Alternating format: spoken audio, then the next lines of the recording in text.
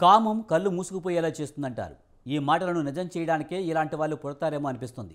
సభ్య సమాజంలో వెలుగులోనికి వస్తున్న ఘటనలు చూస్తుంటే కనీసం మానవత్వం లేని మృగాలు మనుషుల రూపంలో తిరుగుతున్నట్లు తెలుస్తుంది.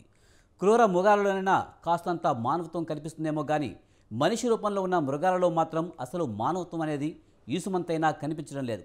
దీనికి ప్రత్యక్ష ఉదాహరణే మలక్పేటలోని ప్రభుత్వ అంధ బాలికల వసతి గృహంలో జరిగిన దారుణం. ఓ మానవ మృగం బారిన పడి 8 ఏళ్ల ఓ అంధ బాలిక అన్యాయానికి గురైన ఘటన సభ్య సమాజాన్ని తలదించుకునేలా చేసింది.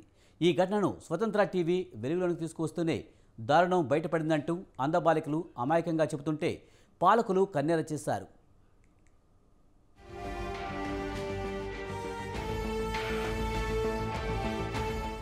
మానవ రూపంలో ఉన్న తోడేళ్లు సమాజంలో మన కళ్ల ముందే తిరుగుతున్నాయి.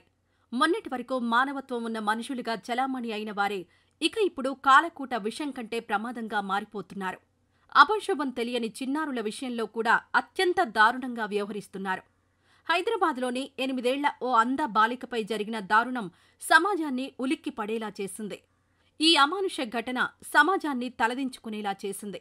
సభ్య సమాజం నిజ స్వరూపానికి నిదర్శనంగా నిలిచిన ఈ దారుణమైన ఘటన మలక్పేటలోని ప్రభుత్వ అంధ బాలికల వసతి గృహంలో జరిగింది. ఘటనకు కారణాలు తెలుసుకున్న మంత్రి సీతక్క బాధ్యులను సస్పెండ్ చేసైతే ఉండొచ్చు కానీ 8 ఏళ్ల పాపకు న్యాయం జరిగేదెట్లా? న్యాయం చేసేదెవరు?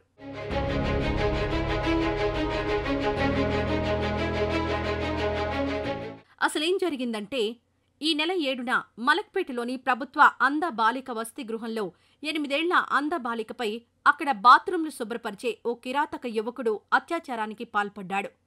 ఈ ఘటనను స్వతంత్ర టీవీ వెలుగులోకి తెచ్చింది. దీంతో సర్కారులో కదలిక వచ్చింది. పాలకులు పరుగులు పెట్టారు. అత్యాచార ఘటనపై వివరాలు తెలుసుకునేందుకు వికలాంగుల సంక్షేమ శాఖ డైరెక్టర్ శైలజ, ఏడీ రాజేందర్ వసతి గృహాన్ని సందర్శించారు. వారిని అక్కడి అంధ విద్యార్థులు చుట్టుముట్టారు. అప్పుడెప్పుడూ జరిగితే ఇప్పటివరకు ఎందుకు గోప్యంగా ఉంచాల్సి వచ్చిందంటూ విద్యార్థులు నిలదీసినంత పనిచేశారు. ఘటనపై గిరిజన సంక్షేమ శాఖ మంత్రి సీతక్క సీరియస్ అయ్యారు. అక్కడికక్కడే ఇన్ఛార్జి వార్డెన్ను సస్పెండ్ చేసి సిట్ విచారణకు ఆదేశించారు.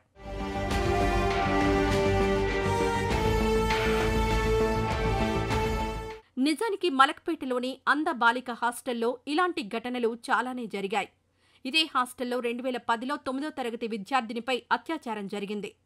ఘటన గురించి తెలిసినా ఇప్పటి మాదిరిగానే అప్పుడు ప్రిన్సిపల్, హాస్టల్ మ్యాట్రిన్, వాచ్మెన్ పోలీసులకు సమాచారం ఇవ్వలేదు. ఇప్పటి మాదిరిగానే అప్పుడు ఘటన ఆలస్యంగా వెలుగులోకి రావడంతో వారిని సస్పెండ్ చేశారు. వారిపైన క్రిమినల్ కేసులు నమోదయ్యాయి. ఆ తర్వాత అధికారులు ఆగ మేఘాల మీద హాస్టల్లో 6 సీసీ కెమెరాలు ఏర్పాటు చేశారు. అవి పనిచేస్తున్నాయా లేదా అని చూసే నాదుడే లేడు. ఫలితంగా పర్యవేక్షణ లేదనే ధీమాతోనే బాలికపై ఆ మానవ మృగం అత్యాచారానికి పాల్పడ్డాడు. మరోవైపు అత్యాచార ఘటనలో పోలీసులు నిర్లక్ష్యం వహించారంటూ వచ్చిన వార్తలపై సిటీ కమిషనర్ కొత్తకోట శ్రీనివాసరెడ్డి ఆరా తీశారు. ఈ నెల 7న ఘటన జరిగితే ఆలస్యంగా 16న కేసు ఎందుకు నమోదు చేశారని, దీనిపై నివేదిక సమర్పించాలని ఆదేశించారు.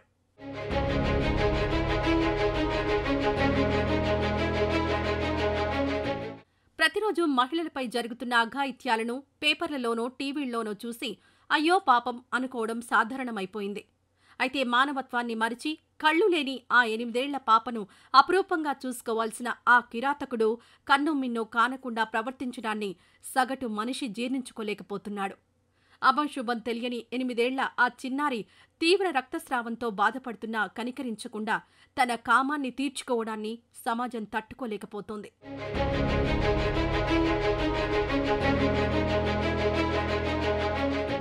నిజంగా ఇది సభ్య సమాజం సిగ్గుపడాల్సిన ఘటన. మానవత్వం బహుదూరమన్న సంకేతాలను పంపే దుశ్చర్య. అభివృద్ధి పేరుతో నేటి ప్రజలు ఎట్టిపోతున్నారు. కురచ దుస్తులు వేసుకోవడం వల్లే అఘాయిత్యాలు పెరిగిపోతున్నాయని అభిప్రాయపడ్డ మహామహులు ఇప్పుడు ఏమంటారు? బహుశా ఆ 8 ఏళ్ల అంధ చిన్నారి దుస్తులు సరిగా వేసుకుని ఉంటే ఈ ఘటన జరిగి ఉండేది కాదని చెప్తారా?